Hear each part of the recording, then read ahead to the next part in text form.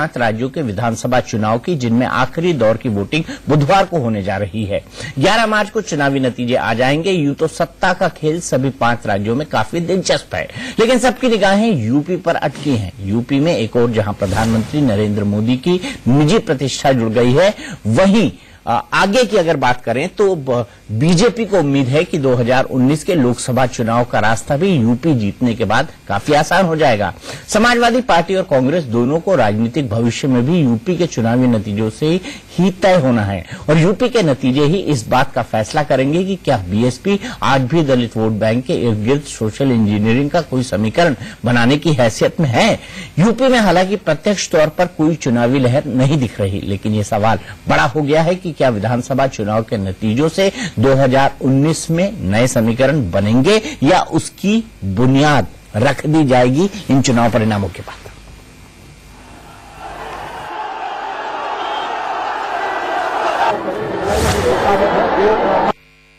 मैं तो कहूंगा सरकार समाजवादी वाली बनने जा रही है।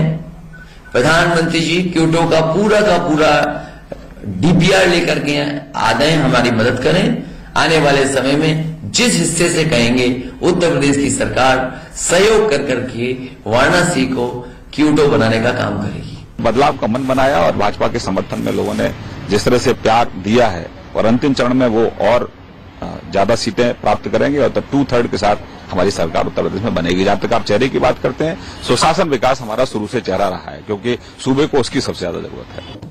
अब उन्होंने परफॉर्मेंस तो किया नहीं, तो परफॉर्मेंस नहीं है तो बस अभी ये कहते जाएंगे, मीडिया हाउसेस से कहलवाएंगे कि विक्ट्री हमारा है, और अभी इसके साथ अभी देखते जाइए एक्सिट पोल्स आएंगे, सब ये बताएंगे कि बीजेपी। लेकिन प्रॉब्लम ये है, देखिए ये सब करने के बाद एक शब्द ऐड करता, लोगों को तैयार करने दो कि क्या होने वाला है। चलिए, तो कल आखिरी दौर की वोटिंग है और 11 तारीख में भी बहुत वक्त नहीं बचा है। शनिवार को दूध का दूध और पानी का पानी हो जाएगा। इसीलिए हम एक कदम आगे जाकर बहस कर रहे हैं। हम ये बहस कर रहे हैं कि इससे 2019 के चुनाव की बुनियाद रख दी जाएगी, गठबंधनों की बुनियाद रख दी जाएगी, या फिर ये चुनाव को बिल्कुल उससे डिफर करके देखा जाए। 5 राज्यों के नतीजे आने वाले हैं। उत्तर प्रदेश है, उत्तराखंड है, गोवा है, पंजाब है और मणिपुर है। क्या ये देश की राजनीति हमेशा के लिए बदल देंगे या 2019 के लिए बदल देंगे? इस पर बात करने के लिए हमारे साथ बीजेपी के national spokesperson doctor Sambit Patra हैं, हमारे साथ कांग्रेस के नेशनल स्पोक्सपर्सन राजीव त्यागी जी हैं, हमारे साथ मनोज राय जी हैं जो कि स्पोक्सपर्सन है समाजवादी पार्टी के, बनारस से जुड़े हुए हैं। 2 सीनियर जर्नलिस्ट प्रदीप सिंह जी और अरविंद मोहन जी भी हमारे साथ हैं। डॉक्टर पात्रा, आपने इस चुनाव को पूरी तरह से प्रधानमंत्री के नाम और काम पर डिपेंड करवा दिया, तो एक तरह से ये रेफरेंडम बन गया है देश की सरकार के लिए, मोदी जी की सरकार के लिए। तो एक तरह से आपने ही इसको 2019 का सेमीफाइनल बना दिया है। तो आपको नहीं लगता कि इसके परिणाम से 2019 के लिए भी नए समीकरण बनेंगे?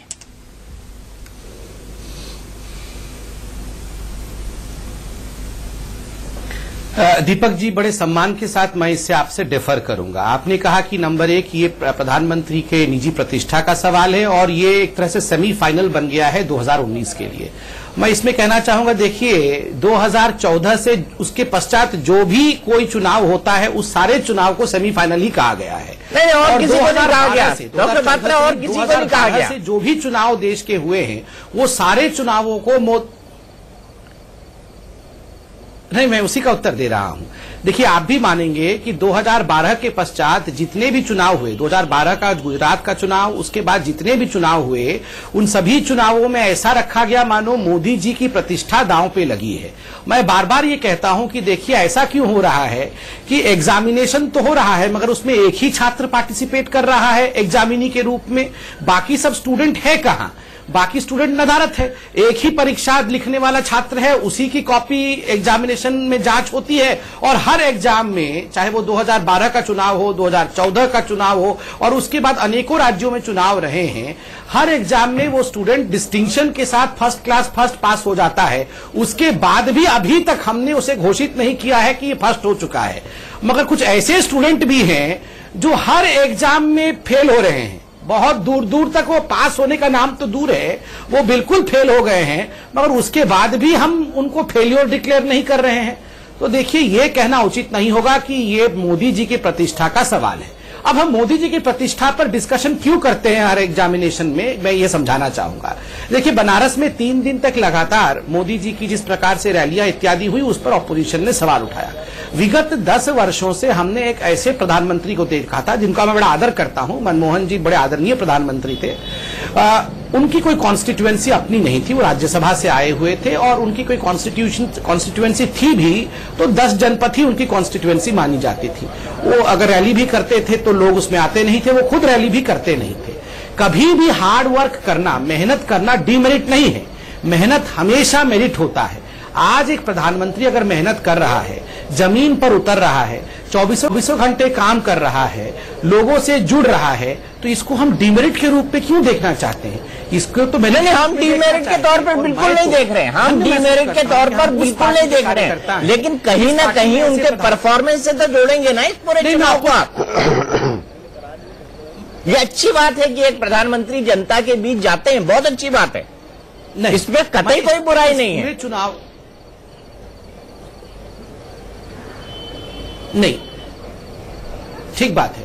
मैं इसका उत्तर प्रधानमंत्री जी के ही शब्दों को चुरा कर दूंगा कि क्या ये जो चुनाव उत्तर प्रदेश में हो रहे हैं या 5 राज्यों में हो रहे हैं, ये मोदी जी का रिपोर्ट कार्ड है? मोदी जी ने कहा मैं अपना रिपोर्ट कार्ड 2019 में दूंगा, मेरा परीक्षा 2019 में होगा, उसमें मैं रिपोर्ट कार्ड के साथ आपके साथ आऊंगा। यह जो एग्जामिनेशन हो रहा है, ये आदरणीय अखिलेश जी की एग्जामिनेशन है। ठीक है, 5 वर्षों तक उन्होंने उत्तर प्रदेश का बागडोर संभाला। क्या उन्होंने 24 घंटे बिजली दे दी? क्या उन्होंने सभी करोड़ों युवाओं को वहां पर नौकरी दे दी? क्या किसानों को उन्होंने आत्महत्या करने से वंचित रखा? क्या बुंदेलखंड को 5 वर्षों में उन्होंने पानी दे दिया और कृषि की व्यवस्था वहां सुधार दी? अगर उन्होंने ये सब कर दी है तो जनता उसका जवाब देगी। ठीक नहीं की है तो वो एग्जामिनेशन फेल हुए हैं। राजीव त्यागी जी, यहाँ पर बड़ा सवाल ये है कि 2 अलायंस आपने देख लिए, भले से संबित पात्रा जी कह रहे हैं कि डिस्टिंक्शन से हम हर जगह पास हुए, लेकिन बिहार और दिल्ली को भी उनको याद रखना चाहिए, जो एक डिजास्टर था भारतीय जनता पार्टी के पॉलिटिकल पर्सपेक्टिव से देखा जाए तो। क्या आपने गठबंधन की नींव रख दी है 2019 के लिए? क्या ये मान के चला जाए कि कांग्रेस एक ब्रॉडर अलायंस बनाएगी 2019 के अंदर? देखिए, संबित जी ने कहा, बहुत सारी चीजें कही, लेकिन कॉन्ट्राडिक्टरी कही। ये पहला विद्यार्थी है मोदी जी के रूप में जो कॉपी पे कुछ लिखता नहीं है, और जब समय होता है कॉपी देने का तो समय कॉपी देने से भी मना कर देता है कि मैं कॉपी भी नहीं दूंगा अभी। तो निश्चित रूप से ऐसे विद्यार्थी की जरूरत नहीं है, जहां तक मैं समझता हूं। लेकिन इतना जरूर कहूंगा, ये गठबंधन का दौर है। 89 के बाद पहली बार 2014 में किसी भी सरकार को लोकसभा में पूर्ण बहुमत मिला, पहली बार। अभी इसका मतलब ये नहीं है कि पूर्ण बहुमत का दौर शुरू हो चुका है। अब देखिए, गठबंधन का अगर देखा जाए तो अभी भी कह रहा हूं, उसके अकालियों के साथ भारतीय जनता पार्टी का पंजाब में गठबंधन है, हमारा गठबंधन समाजवादी पार्टी के साथ है, भारतीय जनता पार्टी का अपना दल से गठबंधन है, जो मंत्री भी हैं, केंद्रीय मंत्री भी हैं। तो ये गठबंधनों का दौर है, इसमें कहीं कोई दो राय नहीं है। नहीं, तो क्या ये माना जाए कि ये 2019 के गठबंधनों की शुरुआत है, जो बिहार में हुआ, जो उत्तर प्रदेश में हुआ? देखिए, मैं आपको आपको एक उदाहरण देता हूं। मनमोहन सिंह साहब की जब सरकार थी, उस वक्त जब हमने सबसे पहले न्यूक्लियर डील की थी, तो उस वक्त हमारा जो संकट मोचन थे वो निश्चित रूप से समाजवादी पार्टी थी। समाजवादी पार्टी ने सरकार बचाने का काम किया, न्यूक्लियर डील को पास कराने का काम नहीं किया। तो मैंने एक बात जो आपको बहुत स्पष्ट कही, अभी भी भारतीय जनता पार्टी का शिवसेना से गठबंधन है, और वो शिवसेना जो रोज भारतीय जनता पार्टी को और प्रधानमंत्री महोदय को व्यक्तिगत रूप से आरोप प्रत्यारोप लगाती है और बड़े बड़े बुरे बुरे आरोप लगाती है, लेकिन अभी भी वो गठबंधन से बाहर आने को तैयार नहीं है भारतीय जनता पार्टी महाराष्ट्र में। तो इसका मतलब बहुत स्पष्ट है कि क्लियर मैंडेट अभी किसी के पास नहीं है, और निश्चित रूप से गठबंधनों का दौर है, पहली बात। दूसरी बात मैं कहना चाहूंगा, मेरे मित्र ने कहा कि मोदी जी का कहना उसका रिपोर्ट कार्ड नहीं है। लोग बाग भारतवर्ष के संचार क्रांति होने के बाद अब न्यूज़पेपर पढ़ते हैं, मोबाइल पे सब चीज मिलती है आजकल, और सारी टेलीविजन देखते हैं। तो निश्चित रूप से मैं कहना चाहूंगा, जब आप रोजगार के सवाल उठाते हैं तो बड़ा अच्छा लगा, भारतीय जनता पार्टी का प्रवक्ता भारतीय रोजगार की बात कर रहा है। 2 करोड़ रोजगार देने की बात प्रधानमंत्री मोदी ने स्वयं की थी, ना तो समाजवादी पार्टी ने, ना कांग्रेस पार्टी ने उनका वो भाषण लिखा था, उन्होंने स्वयं में ये बात कही थी। क्या भारतीय जनता पार्टी ने नौकरी दी? क्या मोदी सरकार ने नौकरी दी? श्रम ब्यूरो के आंकड़े के हिसाब से 2015 में कुल 1,36,000 नौकरी दी गई, और 2016 में कुल 1,42,000 नौकरी दी गई।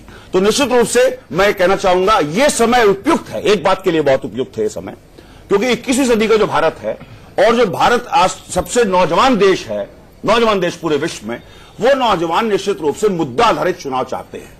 जब भारतीय जनता पार्टी कसाब की बात करती है और कसाब को से तुलना कर देती है सभी राजनीतिक दलों की, हालांकि ये तुलना नहीं होनी चाहिए थी। किसी भी राजनीतिक दल में कसाब नहीं हो सकता, किसी भी राजनीतिक, मैं कह रहा हूं भारतीय जनता पार्टी में कसाब नहीं हो सकता, लेकिन हम लोग ये कहते हैं क से कंप्यूटर, स से स्मार्टफोन और ब से बच्चे, क्योंकि बच्चे देश का भविष्य है। अगर उनके हाथ में कंप्यूटर होगा, लैपटॉप होगा, स्मार्टफोन होंगे, बेसिक सुविधाएं होंगी, मतलब हमारा बेसिक सुविधा से मतलब विकास से है। ठीक है, अभी भी आप गोल गोल बात कर रहे हैं। आप नहीं कह रहे हैं कि आप ये गठबंधन 2019 में कंटिन्यू करेंगे, ये गठबंधन कंटिन्यू करेंगे या नए बनेंगे? बहुत स्पष्ट कहा, आप समझ नहीं पाए, मुझे लगता है, समझा नहीं पाया, हो सकता है मैं ज्ञानी हूं तो समझा नहीं पाया, लेकिन मैंने बहुत स्पष्ट कहा ये गठबंधनों का दौर है, ये गठबंधन आगे भी दौर चालू रहेगा, आगे भी दौर चालू रहेगा। समझ गया। मनोज राय जी, क्या आपको लगता है कि अगर इस परीक्षा में आप सफल होते हैं तो 2019 में भी यह गठबंधन चलता रहेगा? आज राहुल गांधी छोटे भाई की भूमिका निभा रहे हैं और जब नेशनल लेवल पर आएंगे तो अखिलेश यादव छोटे भाई की भूमिका निभाएंगे। क्या आप मानते हैं कि ऐसा कुछ है, या अखिलेश जी की बात माने कि ये गठबंधन सिर्फ उत्तर प्रदेश चुनाव तक है? पहले तो मैं आपका शुक्रिया कहूंगा कि आपने कहा कि आपकी जीत होगी। नहीं, मैंने कहा अगर होती है तो, मैंने ये नहीं कहा आपकी जीत होगी। अब जीत का शब्द तो उसमें आ गया, यही मेरे लिए सौभाग्य सूचक है। चलिए, आप खुशी मनाइए, मुझे ये मान रहा है कि जीत हमारी होने जा। मेरा ये कहना है कि उत्तर प्रदेश के मुख्यमंत्री आदरणीय अखिलेश यादव जी और राष्ट्रीय अध्यक्ष समाजवादी पार्टी का स्पष्ट कहना है कि हमने दोस्ती बड़े दिल से की है, और जब बड़े दिल से दोस्ती होती है तो दोस्ती लंबी चलती है। अभी जब रिजल्ट आएगा हम सरकार बनाएंगे, फिर उस पर आगे की बात आगे करेंगे। अभी तो हम इस रिजल्ट के इंतजार में है और सरकार गठन की तैयारी में है। ठीक है, आप रिजल्ट के इंतजार में और सरकार गठन की तैयारी में, लेकिन 11 तारीख के सुबह 12-1 बजे से पहले कोई नहीं कह सकता, भगवान भी नहीं कह सकते कि उत्तर प्रदेश में आखिरकार किसका गठबंधन जीतने वाला है। हम इस बातचीत को आगे बढ़ाएंगे क्योंकि दो महत्वपूर्ण पत्रकार हमारे साथ इस वक्त मौजूद है, अरविंद मोहन जी और प्रदीप सिंह जी। ये शुरू करेंगे कि 2019 की इबारत क्या 11 तारीख से लिखी जाने लगेगी। ब्रेक के बाद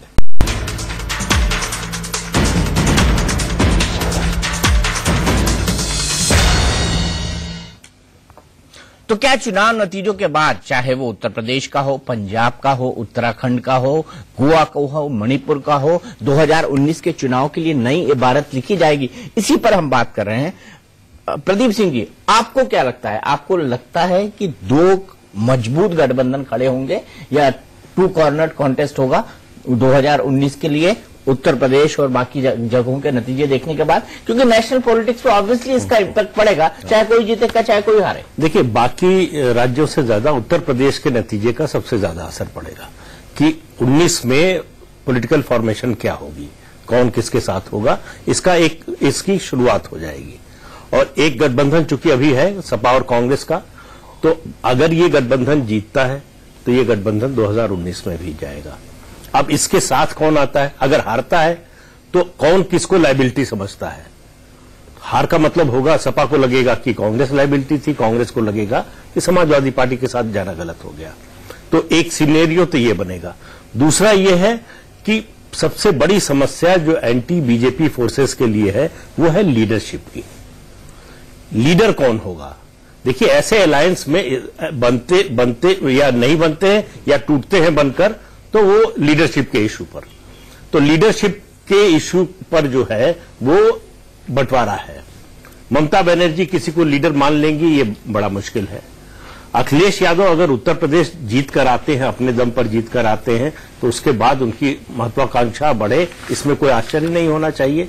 क्योंकि 80 सीट वाले उत्तर प्रदेश में अगर यही अलायंस का यही फॉर्मूला चला तो 60 सीट समाजवादी पार्टी लड़ेगी, 20 कांग्रेस लड़ेगी। तो 60 सीट वाला जाहिर है कि उसकी महत्वाकांक्षा ज्यादा होगी किसी और रीजनल प्लेयर, बिल्कुल ज्यादा होगी। नीतीश कुमार के बारे में हम सब लोग आप जानते ही हैं, 2013 से ही वो एक तरह की पोजीशनिंग कर रहे हैं और उनकी एक वाइडर एक्सेप्टेबिलिटी भी है। और इन सबसे ऊपर अरविंद केजरीवाल, और अरविंद केजरीवाल को कैसे भूल सकते हैं? हाँ, अगर पंजाब जीत गए, देखिए पंजाब पर भी बहुत कुछ निर्भर करेगा। पंजाब में कांग्रेस जीतती है तो उसका नतीजा अलग होगा। पंजाब में आम आदमी पार्टी जीतती है तो उसका असर दूसरा होगा।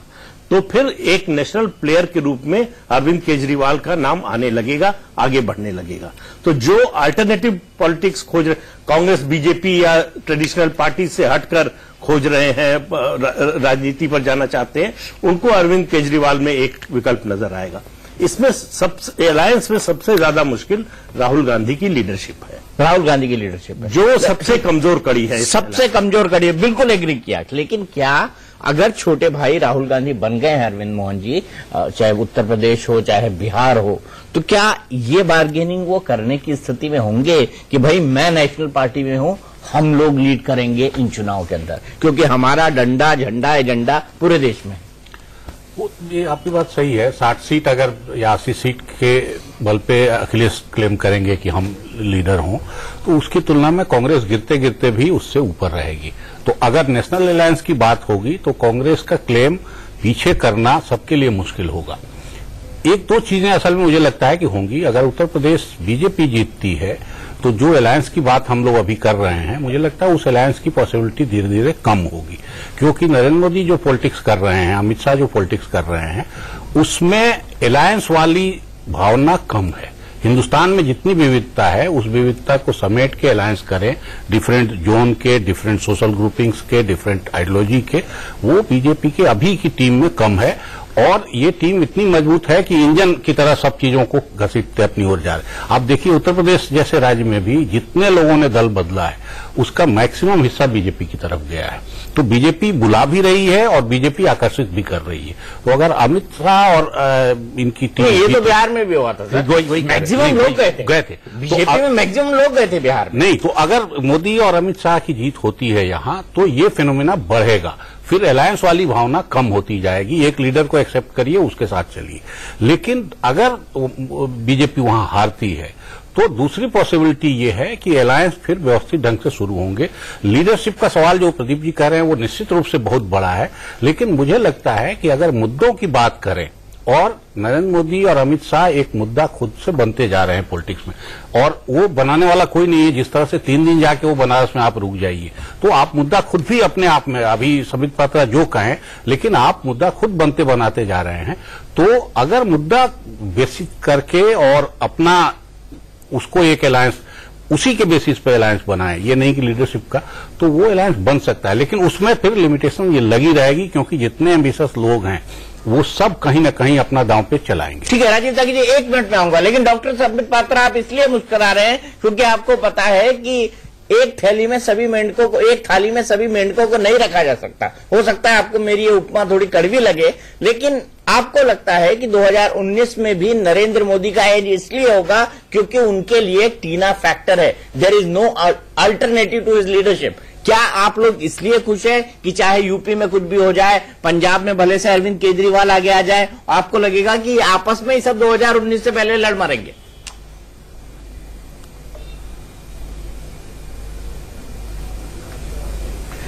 देखिए दीपक जी, मैं तो इसलिए भी मुस्कुरा रहा हूं और खुश हूं आज के डिबेट से, क्योंकि आज धन्यवाद आपको कि आपने 2 दिग्गज पत्रकारों को बुलाया है, अरविंद जी और प्रदीप जी। उनके साथ मंच साझा करना और डिस्कशन करना ये अपने आप में गर्व का विषय है। इसलिए मैं इसको एकेडमिक रखना चाहूंगा, बहुत राजनीतिक और हल्का नहीं करना चाहूंगा डिबेट को। नंबर 1, आप देखिए जहां तक अलायंस और गठबंधन की बात हो रही है, ये जो गठबंधन अभी जिसके बारे में हम लोग बात कर रहे हैं, चाहे वो बिहार में हो गठबंधन और चाहे उत्तर प्रदेश में एक जो गठबंधन हुआ हो, इसको मैं कहता हूं अलायंस ऑफ नर्वसनेस। कहीं ना कहीं अलायंस ऑफ परफॉर्मेंस नहीं है, ये अलायंस ऑफ नर्वसनेस है, डर के कारण है। और दूसरी बात जो यहां पृथक करके देखने की आवश्यकता है कि बिहार को हम इसमें लाके कंपेयर ना करें। बिहार में याद रखिए, बिहार में तमाम वो पार्टियां इकट्ठी हुई जो कि 15 वर्षों से एक दूसरे के खिलाफ लड़ रही थी, लालू जी और नीतीश। लेकिन सवाल ये है डॉक्टर संबित पात्रा, फिर भी जीते वो, इतने कॉन्ट्रडिक्शन के बाद जीते वो कांग्रेस की तरह। नहीं, तो वही बता रहा हूं, ना कॉन्ट्रडिक्शन नहीं। अगर तमाम फोर्सेस एक हो जाएं, जो कि यहां समाजवादी पार्टी और बसपा एक नहीं हुई है, महागठबंधन उसको कहते हैं जिसमें जो फोर्सेस 15 साल तक लगभग एक दूसरे के खिलाफ लड़ते हैं मगर उसके बावजूद वो एक होते हैं, वो महागठबंधन होता है। और मैं यहां बताऊं आपको, अगर बिहार में लालू प्रसाद यादव डिस्क्वालिफाइड नहीं होते तो बिहार की कहानी अलग होती। आज देखिए फिर से सुगबुगाहट हो रही है, जब लालू जी का परिवार पुनः चाहता है कि नीतीश जी को रिप्लेस किया जाए उनके बेटों के माध्यम से और उनके बेटे चीफ मिनिस्टर बने, वो गड़बड़ी वहां शुरू हो गई है, जो एम्बिशन का कहानी है। थोड़े दिन पहले समाजवादी पार्टी में उनके जो दिग्गज चाणक्य माने जाते हैं प्रोफेसर वर्मा, रामगोपाल वर्मा, उन्होंने कहा था कि अब अखिलेश वर्मा ने पीएम मटेरियल बन गए हैं। देखिए बहुत साइलेंटली चुनाव से पहले ही राहुल जी के ऊपर, sorry Ramgopal Yadav, I am so sorry, Ramgopal Yadav professor साहब ने बहुत साइलेंटली चाणक्य की तरह काम करते हुए चुपके से अखिलेश जी को लेके राहुल जी के ऊपर बैठा दिया। उन्होंने कहा ये अब पीएम मटेरियल बन गए हैं, तो अब राहुल जी हाथ मल के रह गए। तीसरी बड़ी बात मैं आपको बताऊं, अल्टरनेटिव। देखिए हिंदुस्तान की जनता से ज्यादा इंटेलिजेंट जनता पूरे विश्व में नहीं है। मैं बता, हम लोग चाहे पढ़े नहीं पढ़े, पाठशाला जाए नहीं, यूनिवर्सिटी जाए नहीं जाए, इससे ज्यादा इंटेलिजेंट और पॉलिटिकली करेक्ट जनता कहीं नहीं है, ये सब समझ जाती है। जब 2019 का चुनाव आएगा, ये दो खानों में बांट देगी पूरे चुनाव को, Narendra Modi versus the alternative. Alternative कहां है? यहां इतने दिग्गज प्रवक्ता बैठे हैं दूसरे पार्टी के, मेरे भाई राजीव जी, जब राहुल गांधी को अल्टरनेटिव के रूप में प्रस्तुत करेंगे तब हमारे लिए वो जीत का विषय होगा, तब वो हमारे लिए जीत का विषय होगा। तो इसलिए हमें तो लड़ने की भी आवश्यकता नहीं पड़ेगी अल्टरनेटिव वाले इशू में। ठीक है राजीव त्यागी जी, आप एग्री करते हैं कि आपके पास सबसे बड़ी दिक्कत आपकी खुद की लीडरशिप है। एक ऐसा लीडर आपके पास है जो किसी चीज को एक्सेप्ट ही नहीं करना चाहता, ना प्रेसिडेंट की पोस्ट को, ना प्राइम मिनिस्टर की पोस्ट को, ना मंत्री की पोस्ट को, लेकिन एक एक्स्ट्रा कॉन्स्टिट्यूशनल अथॉरिटी बनके वो देश को चलाना चाहते हैं।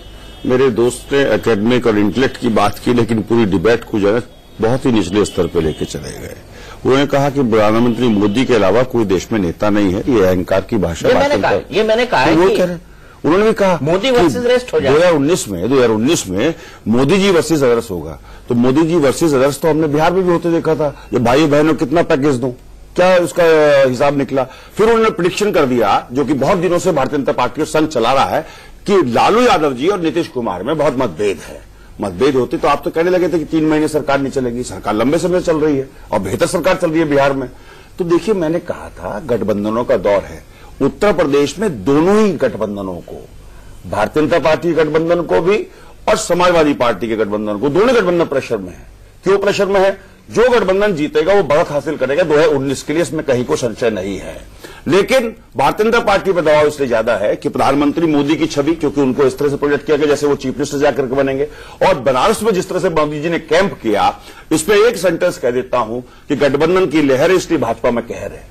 निश्चित में कहर इसलिए भारतीय जनता पार्टी में 3 दिन प्रधानमंत्री कभी कैंप नहीं करते हैं, पूरी कैबिनेट कैंप कर गई बनारस में, गली गली मोहल्ले जाने के लिए मजबूर हुआ प्रधानमंत्री महोदय को। तो निश्चित रूप से प्रधानमंत्री महोदय डरे हुए अंदर से कि भारतीय जनता पार्टी को रोकने का, उसके अश्वमेध यज्ञ को रोकने का काम अखिलेश यादव जी और अपने राहुल गांधी जी ने कर दिया। रही बात अब लीडरशिप की, आपने कर दिया या नहीं कर दिया 11 को मालूम पड़ेगा। चलिए अब हम शायद इलेक्शन मोड में ना रहे। अब लीडरशिप की बात करते हैं। अभी लीडरशिप की बात करते हैं। दूसरी एक बात करते हैं गठबंधन की। जैसे इन्होंने कहा कि हमारा गठबंधन है, उसमें रामगोपाल यादव जी चाणक्य की भूमिका में चले गए। उद्धव ठाकरे भी चाणक्य की भूमिका में है, अपने लिए स्वयं के लिए है। उन्होंने कहा कि अगर भारतीय जनता पार्टी हटती है तो हट जाए। क्यों भारतीय जनता पार्टी हटने को तैयार नहीं? क्योंकि उन्हें पता है कि शिवसेना अगर वहां से हट जाती है तो महाराष्ट्र की सरकार गिर जाएगी। तो ये जो हम लोग बात करते हैं राजनीति में, झूठ बोलेंगे, प्रपंच रखेंगे, वो मैं नहीं करता हूं। मैं स्पष्ट कहता हूं जो भी बात कहता हूं। मैं इस तरह से नहीं कहता कि जो मेरा गलत है उसको तो कहूं मैं बहुत अच्छा हूं, जो दूसरे गलत है वो बिल्कुल कहना उसका गलत है। ऐसा नहीं हो सकता। गठबंधनों का दौर है, गठबंधन रहेंगे। रही बात लीडरशिप की, बहुत क्लियर कर देता हूं संबित पात्रा जी को और भारतीय जनता पार्टी के जो लोग बाग मुझे सुन रहे हैं, कांग्रेस में तो सब जानते हैं, गांधी फैमिली हमारे लिए न्यूक्लियस है, सेंटर ऑफ ग्रेविटी है, and we are proud of them. हमें ही गांधी फैमिली ने 60 साल कांग्रेस को सत्ता में रखा है, गांधी फैमिली ने रखा है। अगर हम 5 साल विपक्ष में बैठ गए तो ना तो हम उसके लिए चिंतित हैं, ना हम उस पर मुस्कुराते हैं, ना हम उसमें तंज कसते हैं। मैं तो एक बात मानता हूं, 21वीं सदी में, जैसे पहले भी मैंने कहा, मैनिफेस्टो पे चुनाव होंगे आगे, मैनिफेस्टो पे किसने क्या किया। 2014 का मैनिफेस्टो जो आपने अगर पूरा कर दिया, एमएसपी दे दी किसानों को तो बेहतर है, 2 करोड़ नौजवानों को रोजगार दे दी बेहतर है। आपने पूरे देश में पाकिस्तान के आगे अगर पूरे देश का सिर ऊंचा कर दिया, बहुत बेहतर है, हम आपको अप्रिशिएट करेंगे, कोई दिक्कत नहीं। लेकिन अगर आप नहीं कर पाए, आप महंगाई कंट्रोल नहीं कर पाए, देश का जो अभी प्रोडिक्शन है 25 लाख टन चीनी कम होने जा रही है माय डियर सर, तो उस पर सरकार क्या कर रही है, क्यों खामोश है। 10 रुपए कुंटल आपने गन्ना 3 साल में बढ़ाया और आप बात करते हैं हम तो किसानों के लिए बहुत बेहतर कर रहे हैं। तो ये जो जुमलेबाजी है ना, भारतीय जनता पार्टी के बारे में 3 शब्द कहूंगा, भाषणबाज, जुमलेबाज और हवाबाज सरकार। और उत्तर प्रदेश के चुनाव के लिए कहता हूं, झांसा, निराशा और हताशा। झांसा देने का काम जो किया है मोदी जी ने, इसी वजह से उत्तर प्रदेश में भारतीय जनता पार्टी को हताशा और निराशा में जाना पड़ा। चलिए ठीक है, यह आपका पर्सपेक्टिव है, लेकिन प्रदीप सिंह जी, क्या आप राजीव त्यागी जी की इस बात से एग्री करते हैं कि प्रधानमंत्री का वहां 3 दिन कैंप कर जाने वाला? मैं 10 सेकंड आ सकता हूं क्या? आपकी अनुमति? 10 सेकंड मुझे भी चाहिए। ऐसा नहीं हो सकता। चलिए संबित पात्रा, फिर मैं 10 सेकंड राजीव त्यागी जी को भी दूंगा, फिर मेरे आखिरी कमेंट प्रदीप सिंह जी और अरविंद मोहन जी के होंगे।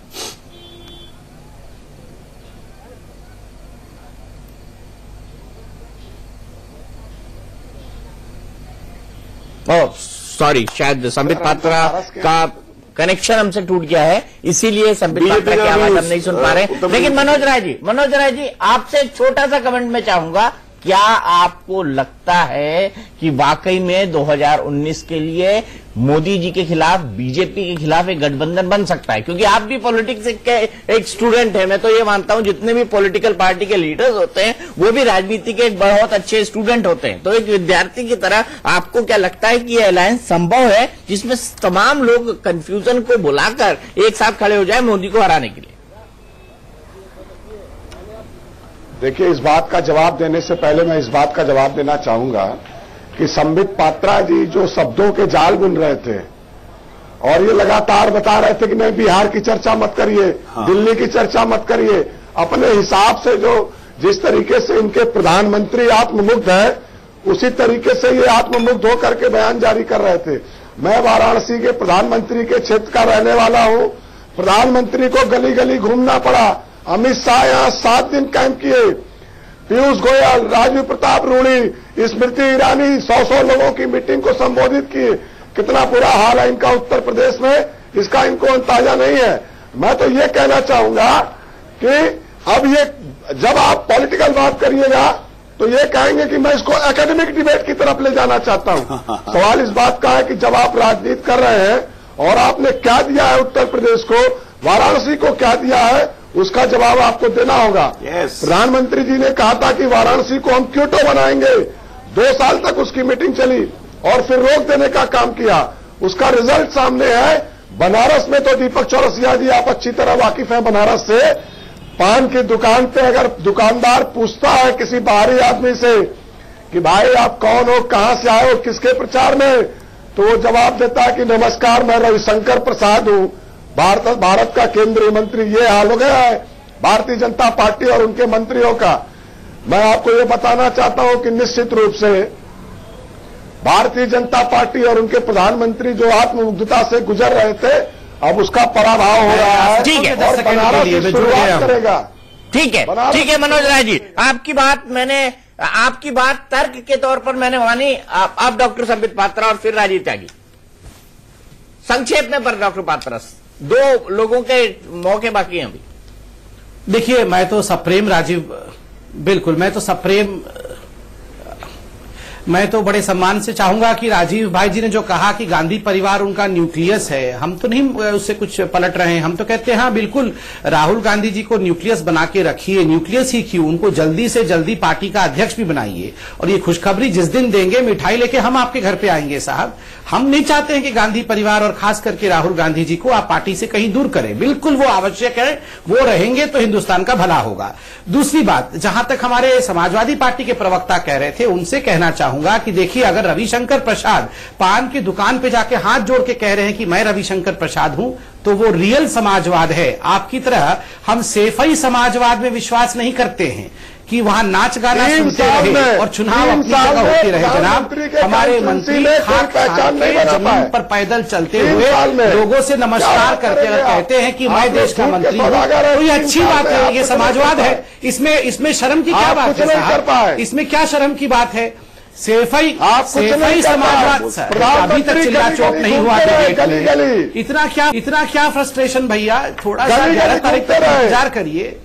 अरे साहब, पूरा डिबेट शांति से हो गया, कोई नहीं चिल्ला रहा है, पानी पी लीजिए, पानी, कोई नहीं चिल्ला रहा है, प्रेशर को अपने नाम पर करिए, आप यही फ्रस्ट्रेशन दिखाता है। अच्छा, मुझे दोनों को रोकना पड़ेगा यहाँ पर। दोनों ने अपनी बात रखी। राजीव त्यागी जी 30 सेकंड। देखिए, जब व्यक्ति तर्क छोड़ करके व्यक्तिगत आरोप लगाता है, व्यक्तिगत तंज कसता है, सतार करता है, तो समझ लीजिए उसको कहना उसका बौखलाहट है, छटपटाहट है, और कहीं ना कहीं वो बौखलाहट छटपटाहट पे इस तरह की बात करता है। वही मेरे मित्र संबित पात्रा कर रहे हैं। अच्छा, मैं स्पष्ट कह चुका हूं, भारतीय जनता पार्टी पंजाब की तरफ भी देख ले, क्या खाता खुलेगा भारतीय जनता पार्टी का वहां पर? ये भी बहुत एक बड़ा प्रश्न है। अरे पर क्या आप जीतेंगे वहां पर? निश्चित रूप से ये भी बहुत बड़ा प्रश्न है। 11 तारीख को फिर रहेंगे। मैं एक बात मैं वही तो कह रहा हूँ कि अगर आप 11 तारीख को फिर रहेंगे तो 4 उंगली आपकी तरफ भी है। निश्चित रूप से मेरा आकलन ये है कि पंजाब में हम सरकार बनाएंगे, हम स्पष्ट बहुमत की तरफ बढ़ेंगे, हम उत्तराखंड में स्पष्ट बहुमत की तरफ बढ़ेंगे, हम उत्तर प्रदेश में सरकार बनाएंगे। इन 3 राज्यों के बारे में मैंने अपना प्रेडिक्शन दिया है। मेरा जो प्रेडिक्शन है, क्योंकि मैं उत्तराखंड में व्यक्तिगत रूप से 15 दिन पार्टी की तरफ से रहा हूं, मेरा ये मानना है भारतीय जनता पार्टी के पास अगर 3 साल में अचीवमेंट होते तो संबित पात्रा जैसे वोकल प्रवक्ता, जो बड़े अच्छे प्रवक्ता है भारतीय जनता पार्टी के, तो सिर्फ 3 साल के अचीवमेंट्स को छाती पीट के बता रहे होते कि हमने 3 साल में देश के लिए किया। लेकिन वो नहीं है उनके पास। उनके पास व्यक्तिगत आरोप प्रत्यारोप है, चरित्र हनन है, उसे लोग बाग समझ चुके हैं। ठीक है प्रदीप सिंह जी, क्योंकि लास्ट हो गया उनकी कॉपी में आर्टिकल 370 राम मंदिर पर कहीं कोई अचीवमेंट नहीं। प्रदीप सिंह जी, प्रधानमंत्री ने जिस तरीके से अपनी बातें कही कि उन्होंने काशी के लिए क्या क्या किया, जो पहली समाधि पहले दिन की, और 3 दिन वहां पर रहे, हर घर, हर दरवाजे, हर उस जगह पे गए जिसका कोई ना कोई रिलेवेंस था। मैं आपसे ये जानना चाहता हूं, क्या ये एक प्रधानमंत्री के लिए ठीक था? क्योंकि कई राजनीतिक दल इसकी भी आलोचना कर रहे हैं। देखिए, आलोचना का एक बिंदु तो हो सकता है, लेकिन आप पार्टी की स्ट्रेटेजी देखें। 1993 का चुनाव, 1996 का 176 सीटें मिली 1993 में, 177 मिली 1996 में। पार्टी सत्ता में नहीं आ पाई, बहुमत नहीं मिला। उसकी वजह यह थी कि ईस्टर्न यूपी में पार्टी की बुरी गत हुई। तो ये इस बार जो सारा जोर था, जब प्रधानमंत्री को 2014 में लोकसभा चुनाव लड़ाने की बात हुई, तब भी बनारस को इसीलिए चुना गया था कि ईस्टर्न यूपी और वेस्टर्न बिहार दोनों का कैंपेन जो है उठेगा, वहां पार्टी की स्थिति सुधरेगी। इस बार भी वही है। अगर बीजेपी की सरकार बनेगी तो ईस्टर्न यूपी से अगर उसको बढ़त मिलेगी तभी बनेगी। अरविंद, आप एग्री करते हैं? भी कह चुके हैं इस बार। अरविंद, आप एग्री करते हैं? पूरब का चुनाव महत्वपूर्ण है और लोकसभा में उसका बहुत फायदा हुआ नरेंद्र मोदी के वहां से लड़ने का, क्योंकि पूरब का जो समाज है वो काफी डिफरेंट है नहीं, लेकिन 3 साल बाद क्या परिस्थितियां नहीं बदली हैं?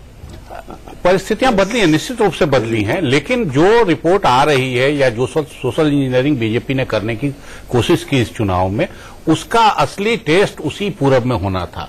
नॉन यादव ओबीसी और नॉन जाटो दलित, ये 2 चीजों पे बीजेपी ने काफी मेहनत किया था, तो उसकी परीक्षा उस जगह होनी थी। और अगर प्रधानमंत्री वहां जम के गए हैं तो निश्चित रूप से वो बनारस भी एक इशू है जहां दादा का टिकट कटना बड़ा भारी इशू हो गया और बीजेपी के कैंडिडेट लग रहा था कि उखड़ रहे हैं, तो प्रधानमंत्री बैठ के उन सबको जमाने का काम करें और वहां के डिफरेंसेस खत्म करें, वो एक मुद्दा होगा बनारस का। लेकिन अगर बनारस सुधरता है या पूरब सुधरता है तो, या उनकी सोशल इंजीनियरिंग चलती है, तो वो चलाने की जिम्मेवारी लीडर के तौर पे प्रधानमंत्री की थी। और अगर वो बैठे हैं वहां तो मेरे हिसाब से उसी के तहत बैठे हैं। अब सफल होता है कि नहीं सफल होता है, ये 11 को पता लगेगा। सफल होता है या नहीं सफल होता है, लेकिन एक बात तय है कि 11 तारीख की शाम को इस देश की राजनीति का स्वरूप थोड़ा ना थोड़ा जरूर बदल जाएगा, क्योंकि अब 3 साल होने वाले हैं नरेंद्र मोदी सरकार के, और 2019 की उल्टी गिनती इन चुनाव के परिणामों के बाद शुरू हो जाएगी। क्योंकि हम बिहार के चुनाव के वक्त ये नहीं कह सकते थे, दिल्ली के चुनाव के वक्त ये नहीं कह सकते थे, असम के चुनाव के वक्त ये नहीं कह सकते थे, और बाकी राज्यों के चुनाव के वक्त भी ये नहीं कह सकते थे, क्योंकि लोकसभा के बड़े आसपास और उससे पहले के चुनाव थे। लेकिन ये चुनाव देश की राजनीति को एक नए ढंग से परिभाषित जरूर करेंगे। टुनाइट विद दीपक चौरसिया में आज के लिए इतना ही। आगे देखिए मेरे साथ अंदर की बात।